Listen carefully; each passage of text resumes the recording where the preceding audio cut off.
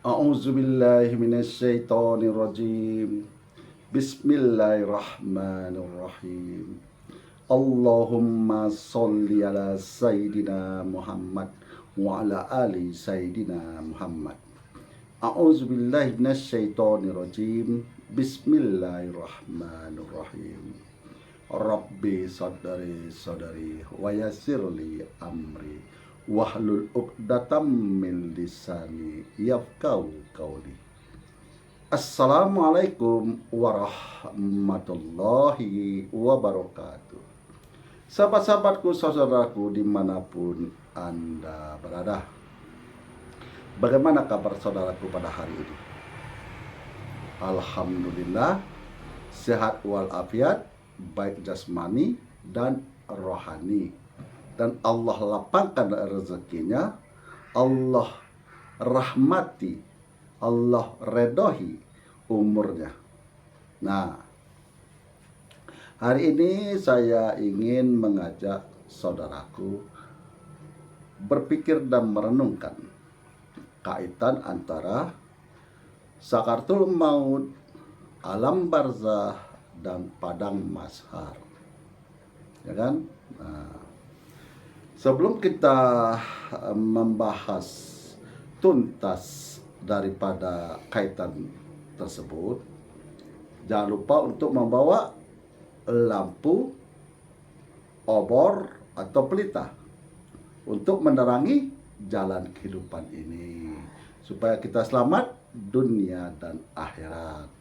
Nah, saudara-saudaraku, sahabat-sahabatku dimanapun Anda berada, setelah kita memperbaiki 3 hal, yaitu tidak berbuat syirik, patuh kepada kedua orang tua, dan sholat yang khusyuk, maka jannah akan menanti.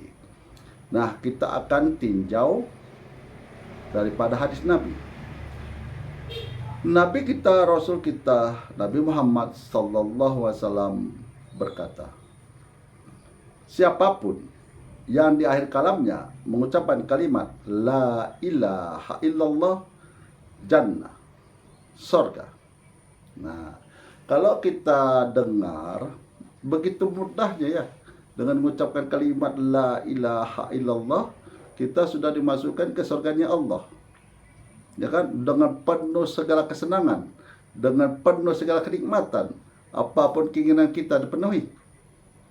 Apakah semudah itu? Ya, sementara kita mencari kesenangan di dunia ini, ya kan, bekerja pagi siang malam, berpikir, bahkan tidur pun kurang, ya kan, hanya untuk mendapatkan kesenangan dunia. Ya kan? Nah, gimana kita untuk mendapatkan kesenangan hidup setelah mati, kesenangan di alam barzah, kesenangan di yaumil qiyamah, ya kan, masuk surganya Allah? Gimana? Ya tentu kita bekerja juga lah. Nah, bekerja juga kita. Apa kerja kita di sini? Sholat, ya kan?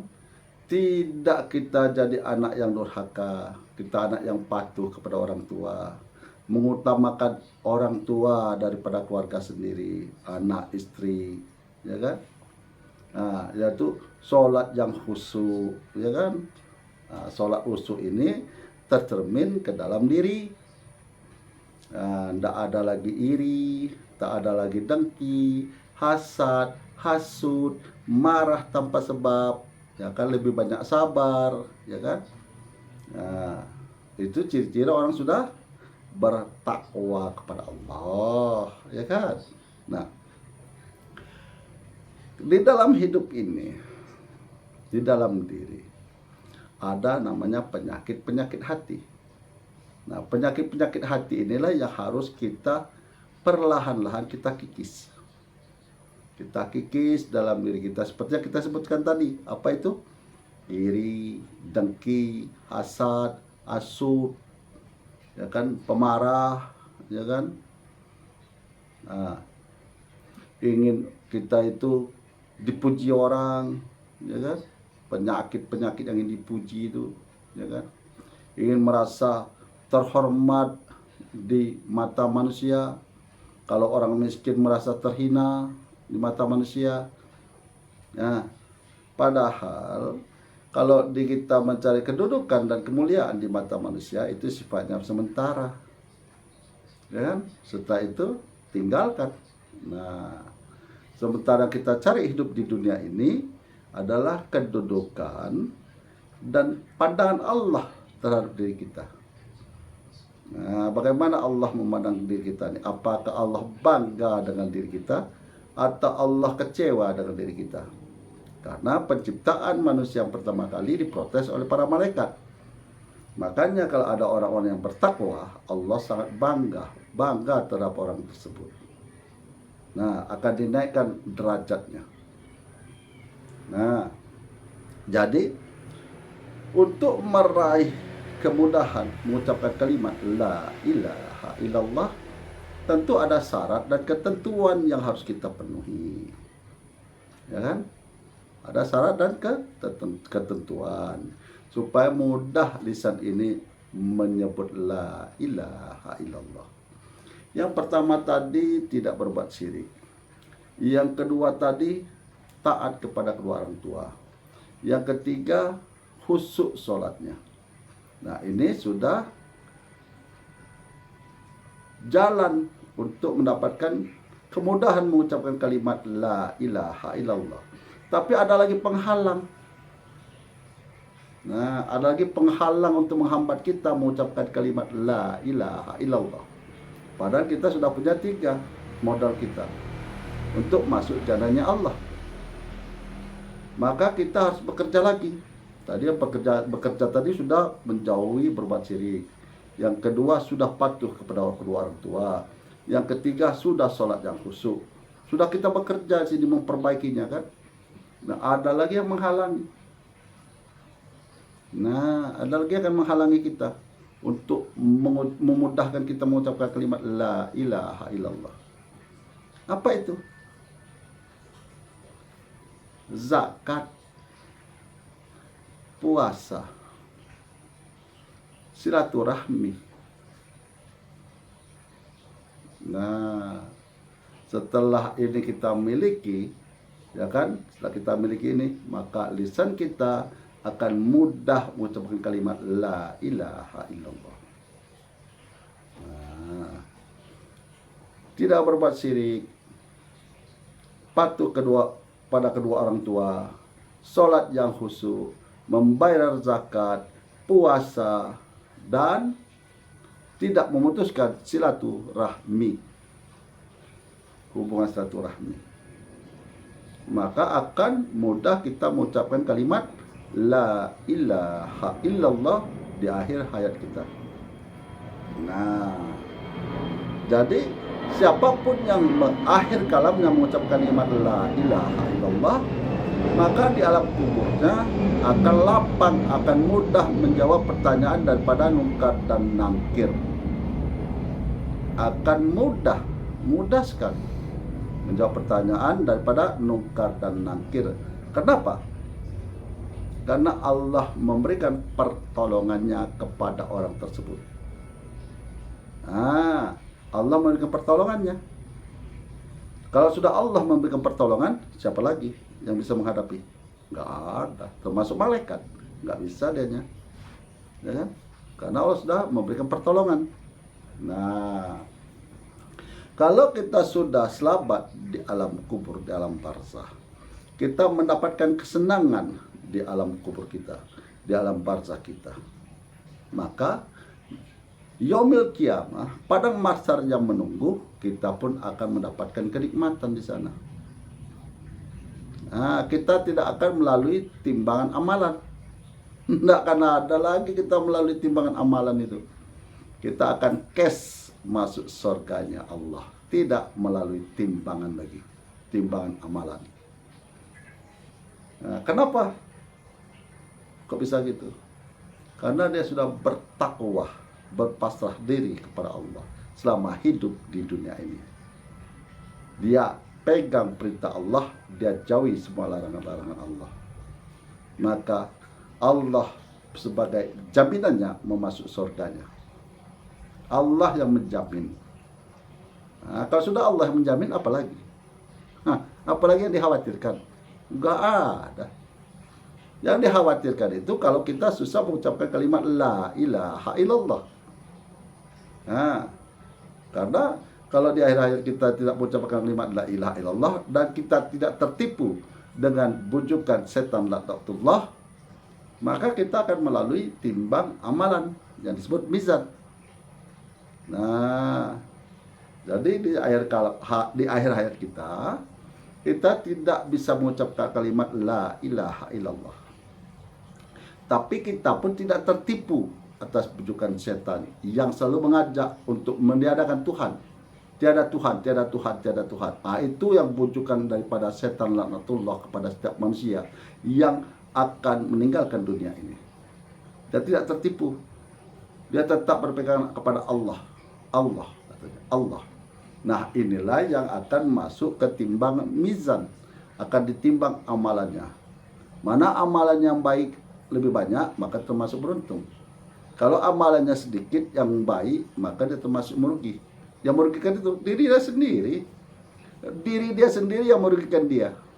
Karena perbuatannya selama hidup di dunia tidak menggunakan pikiran, hanya ikut-ikutan, ya kan? Taklin buta, tak mau berpikir, malas, mau yang instan aja. Apa yang disampaikan aku ikut, apa yang disampaikan aku ikut.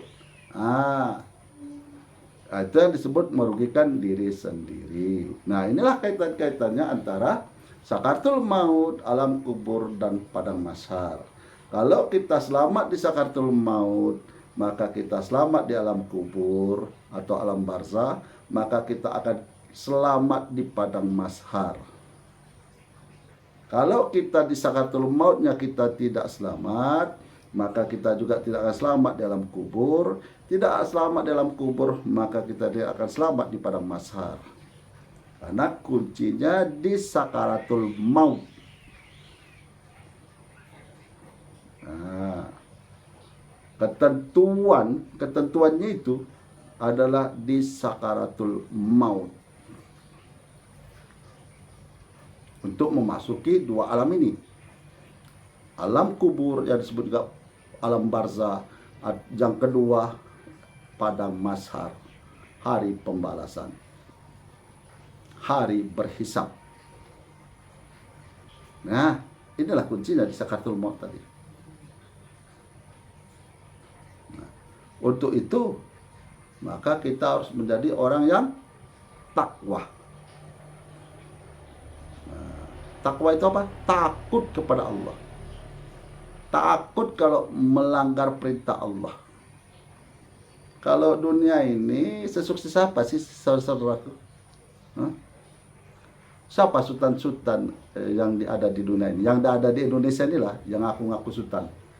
Raffi Ahmad, sultan. Andre, sultan. Ya kan?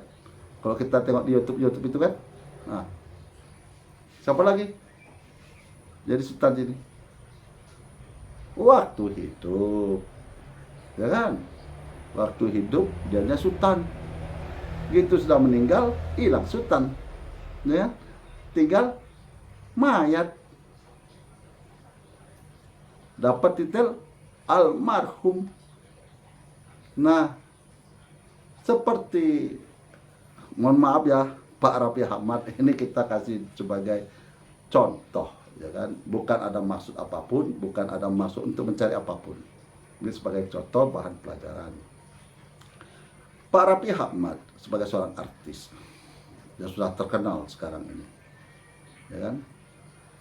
Nampaknya dia senang di saat ini dia sudah sukses itu. Coba tanya beliau waktu dia merintis kesuksesannya itu, gimana dia merintis kesuksesan itu sampai dia punya kedudukan sekarang ini. Coba tanya. Nah, begitu juga untuk meraih kesuksesan hidup setelah kematian. Bekerja keras, berpikir. Nah, bagaimana kita supaya selamat dunia akhirat? Bagaimana supaya masuk ke surganya Allah? Bagaimana mudah mengucapkan kalimat la ilaha illallah di akhir hayat kita? bukan hanya sekedar duduk-duduk manis, tidak ada usaha bekerja kita, sholat, ya kan, patuh kepada kedua orang tua, ya kan, tidak berbuat syirik, ya kan, membayar zakat, ya kan, puasa, ya kan, tidak memutuskan hubungan silaturahmi, ya kan. Kalau punya kemampuan naik haji, itu. Nah, ini semua harus tercermin di dalam diri, harus tercermin. Kita naik haji, dipanggil orang Pak Haji, tapi pelitnya minta ampun, ya kan. Orang kesusahan dia ketawa, dia senang. Haji kabur, haji kabur itu lari prur katanya kan, bukan haji mabrur. Karena setiap di alam ini mempunyai tanda-tandanya, ya kan. Hari mau hujan, datangnya mendung. Hari mau terang, datangnya cahaya matahari. Ada tanda-tandanya. Orang yang sedih terlihat tandanya di matanya, ya kan, terlihat kemurungannya, ya kan. Orang yang bergembira terlihat dari wajahnya, ya kan. Semuanya mempunyai tanda-tanda. Orang yang akan mengalami kematian yang disebut meninggal dunia pun ada tanda-tandanya, yang disebut buang tabiat. Yang tidak biasa dia kerjakan, ya kan. Semoga video saya ini selalu bermanfaat bagi saudaraku dimanapun Anda berada, untuk menambahkan iman hakul yakin kepada Allah, untuk menambahkan iman hakul yakin kepada utusannya, yaitu Nabi kita, Rasul kita, Nabi Muhammad SAW, dan taat kepada keduanya. Akhirul kalam saya akhiri dengan Assalamualaikum warahmatullahi wabarakatuh.